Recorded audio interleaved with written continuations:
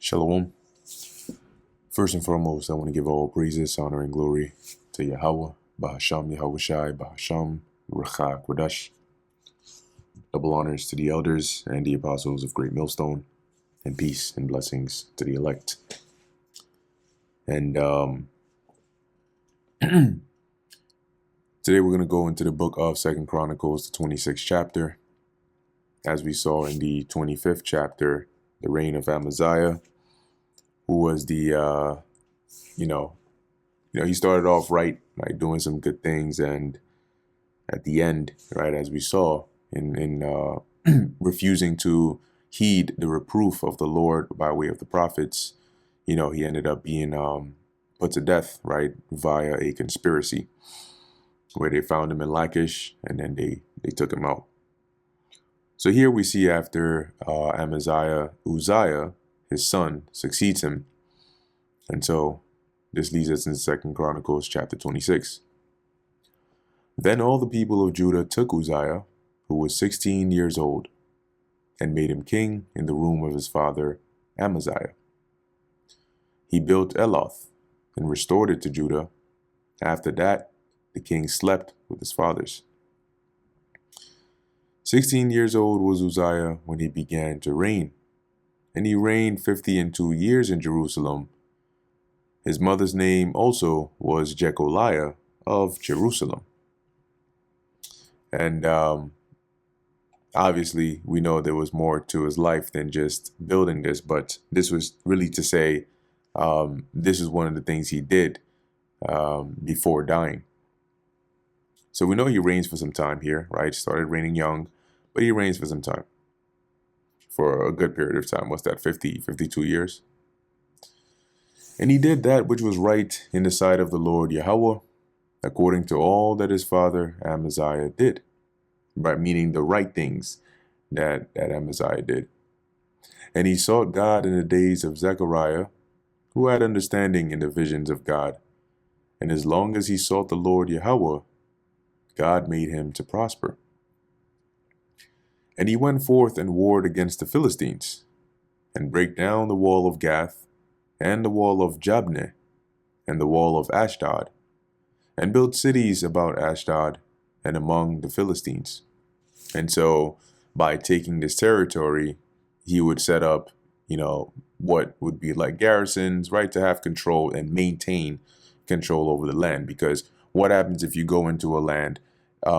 Remember the Philistines were neighbors of Israel, right?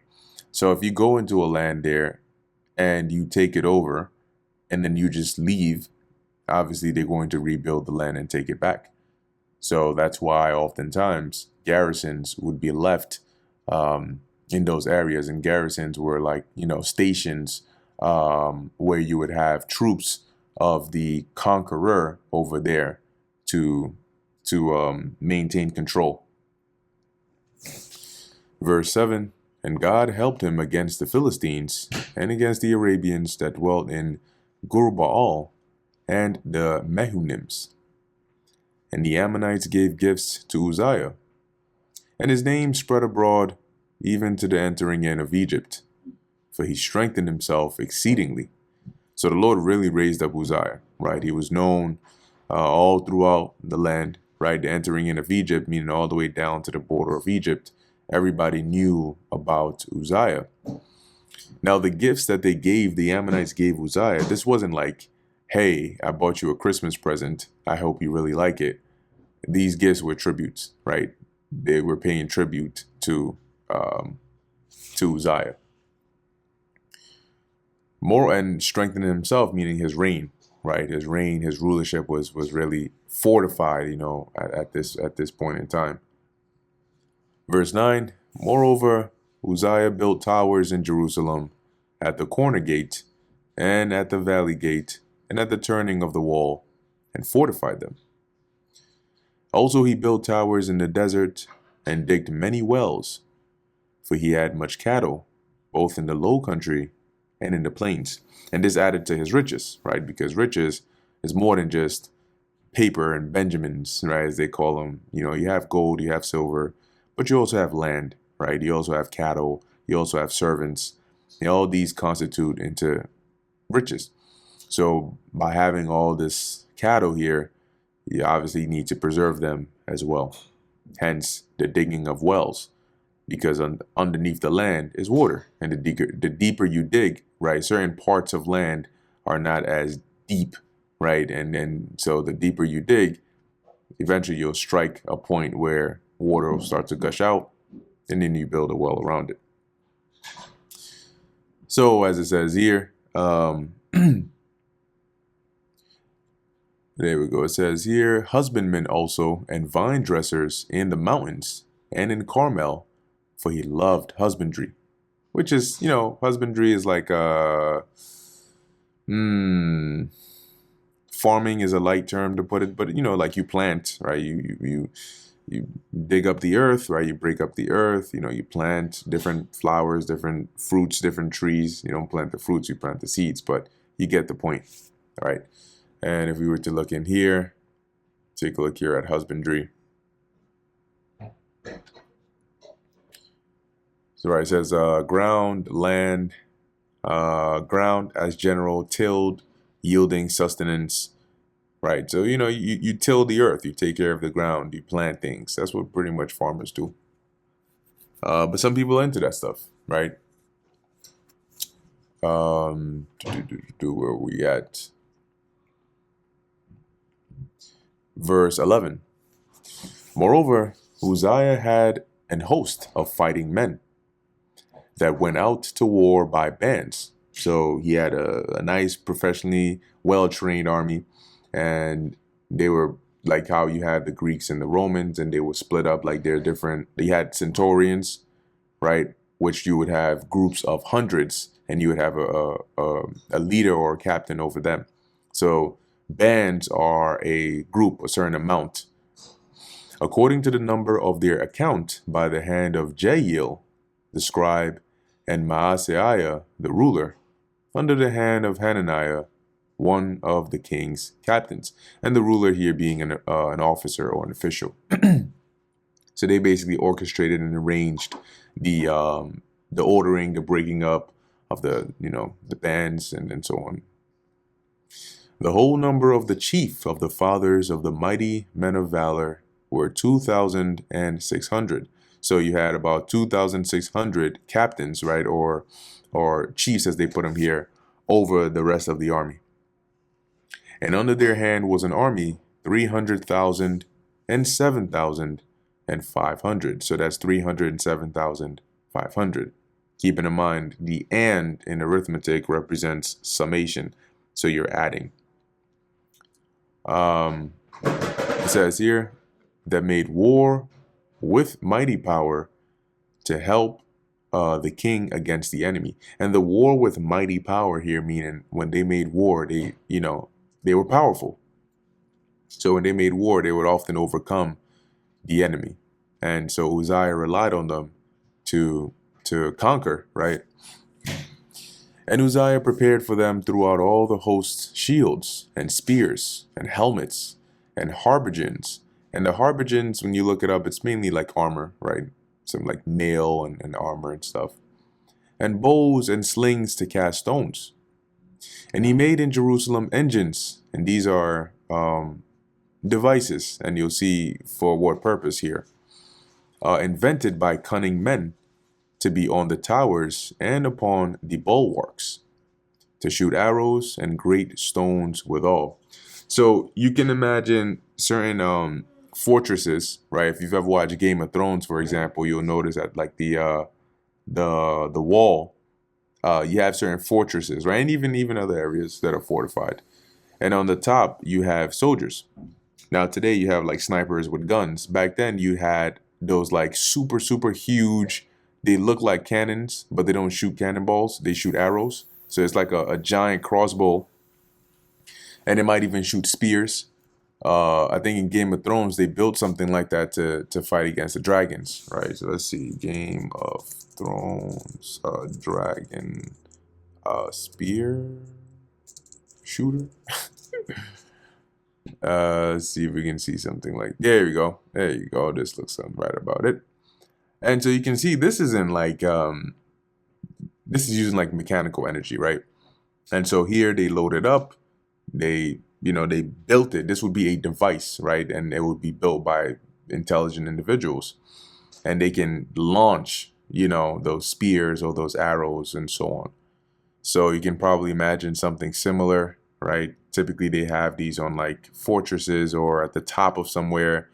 In case there's a siege, you can defend yourself without being on the ground.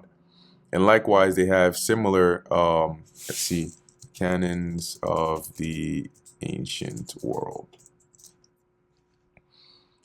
Not this kind. Let's see. Giant sling shots on fortresses. Not shots. Let's try sling stones. Let's see.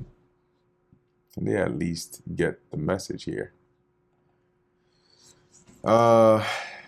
Giant slings. There you go. So this is also something similar here, where, as you can see, you have like, this is an example, this is an example. Trying to see if they have any more, but it would look something like this, where you could load up huge stones. There are different variations. Some you step on, some you cut. When you like cut the rope, it unleashes or triggers this like launching or catapults. I think that's what they're called. There you go, catapults. There you go.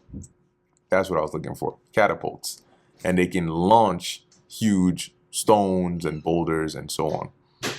And these, if you look at them, is really just a very intelligent combination of different pieces of wood, right? And maybe like some rope to be able to build tension in a certain way. And once it's released, it can launch. Okay. So coming back here, you can imagine something similar, right? Dealing with the engines to put on the walls for allowing to shoot arrows, right? And stones and so on. It says here, and his name spread far abroad, for he was marvelously helped till he was strong. And that was the Most High helping him. And when he was strong, his heart was lifted up to his destruction. For he transgressed against the Lord his God, and went into the temple of the Lord to burn incense upon the altar of incense. So he basically got overzealous and basically felt like the Lord was with him, to the point where, he was high and mighty enough to go and burn incense upon the altar. And that's a big no-no, right? That is, as we're about to read, set for the priests, consecrated, right, to do this. And Azariah the priest went in after him, and with him 80 priests of the Lord that were valiant men. And as I explained before, priests are not some, like, they're depicted stereotypically as like weak, fragile, old men who are like pushovers. Oh, my back. That's not how it was, all right? So when you see valiant men, these were strong men. And they withstood Uzziah the king, and said unto him, It appertaineth not unto thee, Uzziah, to burn incense unto the Lord Yahweh, but to the priests, the sons of Aaron, that are consecrated to burn incense. You already know this. What are you doing, man? Go out of the sanctuary, for thou hast trespassed. Neither shall it be for thine honor from the Lord Yahweh. So this thing you're doing, yes, burning incense is something the Lord has delight in, but if it's done correctly, and you doing this is not going to be an honorable thing. As the king who burned incense unto the Lord, it's not your role, it's not your lot. And in fact, you are transgressing. And then Uzziah was wroth, so he was mad, and had a censer in his hand to burn incense. So he was ready. When he came up in there, he already had the censer and everything, picked it up. He was ready to go and do it, and they stopped him and said, whoa, whoa, whoa, whoa, whoa. You're doing too much right now. All right? And while he was wroth with the priests, so he's maybe probably going back at it with them, let me do my thing. So in the midst of this, the leprosy even rose up in his forehead before the priests in the house of the Lord Yahweh from beside the incense altar. So they stopped him by the altar. They didn't let him go to burn the incense, and he's going back and forth with them. And in the midst of this, the Lord strikes him with leprosy, and then they start to see it on his forehead. And they're like, uh-oh. And so you can imagine, like, sometimes you have like a parent, you may have the kids and their children are going back and forth, back and forth, back and forth, and then eventually the parent like intervenes and it's like, all right, enough of this. So the Lord intervenes. He says, enough of this, and he smites Uzziah with leprosy. And it was and Azariah the chief priest, and all the priests looked upon him. Because remember, in the law, it tells you, right, if there's a bright spot, you would be inspected by the priest, and they had ways of confirming, was this leprosy or was this something else? So they looked, and behold, he was leprous in his forehead. So once they confirmed that, and they thrust him out from thence, he himself hasted also to go out, because the Lord Yahweh had smitten him. So they were like, oh, yo, get him out of here, get him out of here. So they grabbing him, they taking him, and he's not even resisting. He's like, I'm already out, man. I'm already out. Shit, man, I done messed up. So you can imagine what that looks like. And Uzziah the king was a leper unto the day of his death, and dwelt in a several house, being a leper, for he was cut off from the house of the Lord. So he wasn't allowed back into the temple. And Jotham his son was over the king's house, judging the people of the land. So the several house is a separate house. And remember that leprosy is contagious, right, over time. And so the lepers were separated, and they dwelt in their own area. And so, of course, the Lord didn't put him to death, right? Having been that he followed the Lord, but in being overzealous, he transgressed. And so the Lord smote him with what the Lord deemed to be an appropriate punishment for doing this. So he had to dwell in that house, and his son would take care of the matters in the palace, being that Uzziah was separated. Now the rest of the acts of Uzziah, first and last, did Isaiah the prophet, the son of Amos, write. So there you go. Now you know Isaiah is around the time of Uzziah. So Uzziah slept with his fathers, and they buried him with his fathers in the field of the burial which belonged to the kings. For they said, he is a leper. And Jotham his son reigned in his stead. So you notice they didn't bury him, as it says, in the sepulcher, right, of his fathers, or of the kings of Israel, but in the field of burial which belonged to the kings. And so that is the story of Uzziah, and how his zeal got the best of him, and ended up getting him judged by the Lord. So with that, Lord willing, this was edifying to the elect. In closing, I want to give all praises, honor, and glory to Yahweh, Bahasham Yahweh Shai, Bahasham, Racha Kodash. And until next time, Shalom.